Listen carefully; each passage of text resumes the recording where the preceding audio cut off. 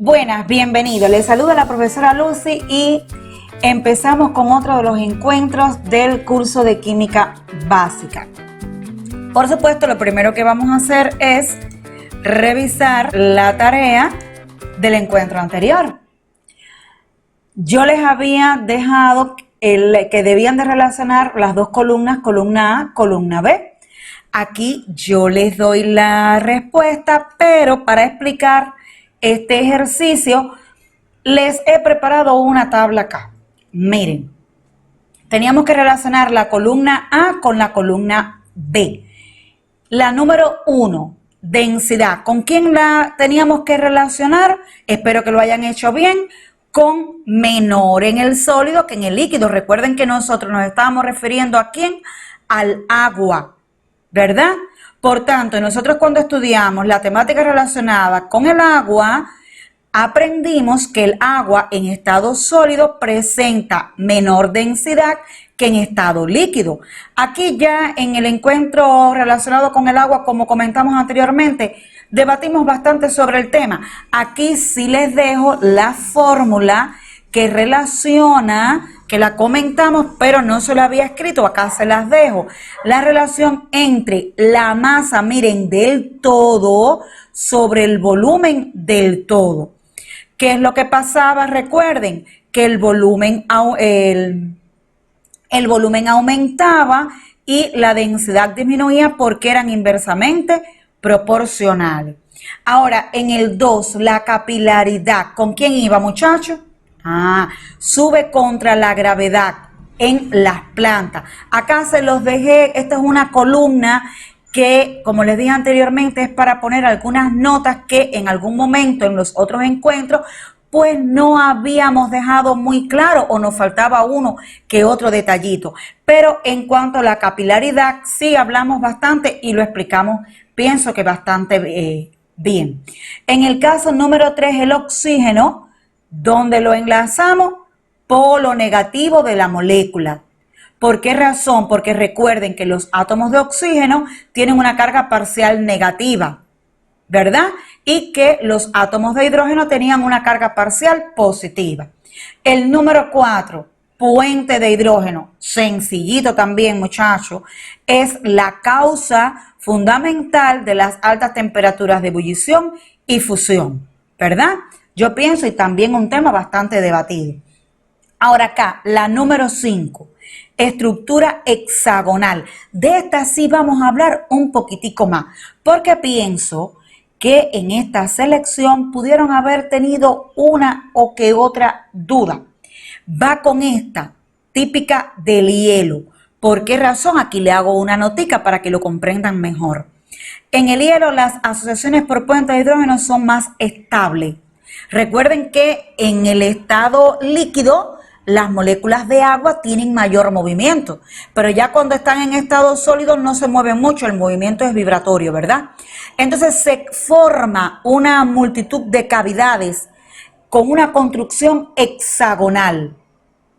Miren, aquí le pongo muy parecido a un panal de abeja. Yo pienso que muchos de ustedes habrán visto un panal de abeja. Entonces esas cavidades hexagonales hacen que el hielo se expanda, aumenta su volumen y su densidad sea relativamente pequeña. Fíjense que este número 5 tiene una estrecha relación con el número 1, ¿verdad? Ahora, y la número 6, termorreguladora. ¿Con quién íbamos a relacionar la número 6? Facilito. Hace más agradable el clima costero. Ojalá no hayan tenido dudas, pero pienso que algunos hayan acertado. También había que pensar un poquito. ¿Cuál es la propiedad física del agua que nos explica este comportamiento? Su calor específico. Acá miren, les dejo una notica. ¿Por qué razón? Porque el agua absorbe. Recuerden que el calor específico del agua ya habíamos dejado claro que es muy alto en comparación con otras sustancias que están formadas por moléculas. Y entonces, ¿qué es lo que hace el agua? Absorbe mediante el calor la energía del sol en las horas de la mañana. La conserva. ¿Y qué pasa por la noche? La desprende. Recuerden que la transmisión de la energía mediante el calor. Recuerden que siempre es del foco caliente hacia el foco frío. Por la mañana, ¿quién es el foco caliente? El sol. Lo transmite hacia el foco frío, que en este caso sería el agua. Ella lo absorbe. Pero entonces por la noche ya ella sería el foco caliente, ¿verdad? Y entonces ella la que desprende la energía mediante el calor, y eso es lo que hace que ese clima costero, cuando usted pasea por la orilla de la playa, usted sienta esa sensación de algo agradable, y por eso se le dice que hace más agradable el clima costero. Yo pienso que hayan acertado y que les haya gustado este tipo de ejercicio. Pero acá en la tarea, la actividad número 2, ejemplifique mediante la fórmula química y el nombre de las sustancias que presentan las siguientes propiedades. Acá vamos a comentar un poquito. No le escribí la fórmula química, pienso que ustedes lo hayan podido hacer. Vamos a comentarlo. Por ejemplo, acá en el inciso B, temperatura de fusión 16,83. Estamos hablando de una temperatura relativamente baja. Recuerden que esa temperatura es aquella temperatura que se determina cuando la sustancia en estado sólido pasa a estado líquido. Y recuerden que yo le daba este dato para que ustedes supieran que es una presión una presión ambiente.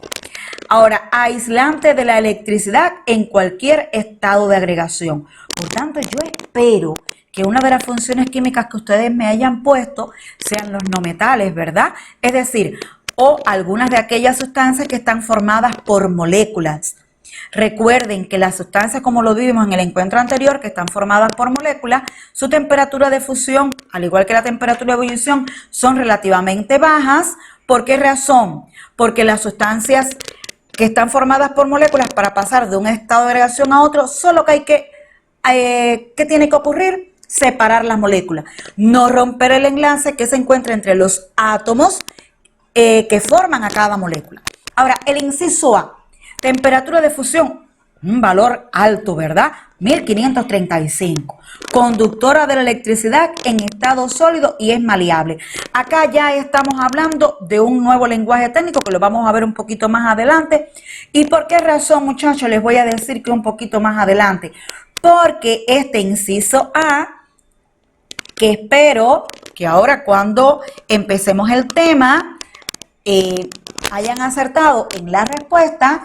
¿Por qué razón digo vamos a ver cuando comencemos el tema? Porque precisamente nosotros en el día de hoy vamos a profundizar en el enlace que presenta este tipo de sustancia. ¿Cuál es este enlace? El enlace metálico, muchachos. En el día de hoy, en nuestro encuentro, vamos a comentar sobre el enlace metálico. Por tanto, la sustancia que tiene esa temperatura de fusión, que es conductora de la electricidad en estado sólido y que es maleable, ¿quiénes van a ser? Los metales, ¿verdad? Van a ser los metales, porque los metales son los que presentan el enlace metálico. Acá, mediante esta figura, vamos a tratar de explicar cómo es que se forma ese enlace metálico entre los átomos que forman la red cristalina. Miren, acá nosotros, ¿qué estamos representando? Un núcleo, ¿verdad? Con las cargas positivas, que quienes están en la carga, en el núcleo, que tienen las cargas positivas, los protones, y estos que estamos representando acá, que son los electrones. Recuerden que los electrones se encuentran en las capas externas, es decir, en los niveles de energía. Pero estos electrones que nosotros estamos representando acá son los electrones del último nivel, que recuerden que son los que participan en la formación del enlace. ¿Qué es lo que va a ocurrir? Recuerde que entre cargas positivas y negativas, porque estoy hablando de carga negativa, porque recordemos que los electrones tienen cargas negativas. Por tanto, entre las cargas positivas que hay en el núcleo de cada átomo y las cargas negativas, que son los electrones, va a existir una atracción, ¿verdad? Porque son cargas contrarias. Pero esa atracción, ¿cómo va a ser? Simultánea. Cuando yo estoy hablando de simultánea, estoy hablando de algo que ocurre a la misma vez. Y entonces, ¿qué va a ocurrir? Esas cargas positivas van a atraer a los electrones que están entre los átomos que están formando, ¿qué? Es decir, esa atracción es lo que hace que se forme la red cristalina. Pero que vamos a suponer que este electrón es de este átomo. Pero él solamente no va a atraer ese electrón, porque acá yo tengo otra carga positiva. Por tanto, ¿qué es lo que ocurre? Que todos estos átomos que están aquí van a atraer a estos electrones a la misma vez. Y miren lo que le digo acá, los electrones no pertenecen a cada núcleo, sino al conjunto de átomos de la red cristalina. Yo no puedo decir que este electrón es de este átomo, no. Este electrón pertenece a este conjunto de átomos y esa atracción que ejerce entre las cargas positivas y negativas es lo que provoca que se forme la red cristalina, producto a la formación del enlace metálico. Los ejemplos de las sustancias que presentan enlace metálico, ¿quiénes son, muchachos? Los metales. Ejemplos: hierro, níquel, potasio, aluminio, sodio, plomo. En la nomenclatura ya nosotros la sistematizamos bastante, por tanto, ustedes están en condiciones de nombrar perfectamente esos ejemplos que les he mostrado acá. Hay algunos que la tienen muy alta, otros que la tienen más o menos. Miren, aquí les vemos algunos ejemplos. El galio tiene una temperatura de fusión de 29,77 y una temperatura de ebullición de 2204. Sin embargo, el plomo, miren qué temperatura de fusión tiene y miren la temperatura de ebullición. Acá les muestro en esta tablita una forma para poder predecir el estado de agregación a partir de los valores de la temperatura de ebullición y de fusión. ¿Por qué razón? Porque miren la temperatura de fusión que tiene el galio y recuerden que el galio y el mercurio son los metales que se encuentran en estado líquido, porque la mayoría se encuentra en estado sólido producto de los valores de la temperatura de ebullición y de fusión que presentan. Porque recuerden que los estados de agregación no son más que una consecuencia de ¿quién? De los valores de la temperatura de ebullición y la temperatura de fusión.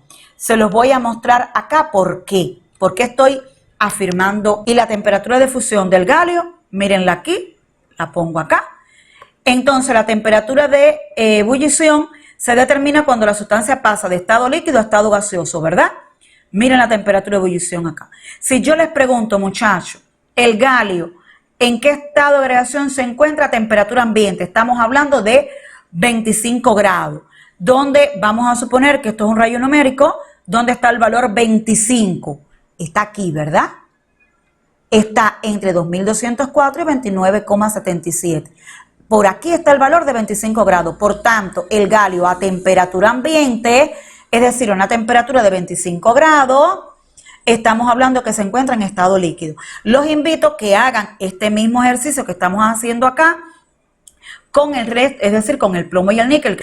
Son conductores de la electricidad y el calor. ¿Por qué, muchachos? Porque esa atracción simultánea que ejercen esas cargas del núcleo sobre los electrones van a provocar que ellos se muevan, haya un movimiento libre y ordenado de las partículas. Y esa es la condición fundamental para que se pueda conducir la electricidad, para que permitan el paso de la corriente eléctrica. Dureza variable, es verdad, son maleables. ¿Qué significa maleable? Que ellos tienen la capacidad de poder convertirse en láminas, como el zinc, por ejemplo. Tenaces, son fuertes. Dúctiles, es la capacidad de ellos convertirse en alambre, que cuando nosotros estudiamos los metales, yo le puse el ejemplo del cobre y en una imagen le puse un alambre de cobre. ¿Se acuerdan, verdad? ¿Por qué se podía utilizar el cobre para construir alambre? Porque él es dúctil. Esa es una propiedad que poseen ¿quién? Los metales.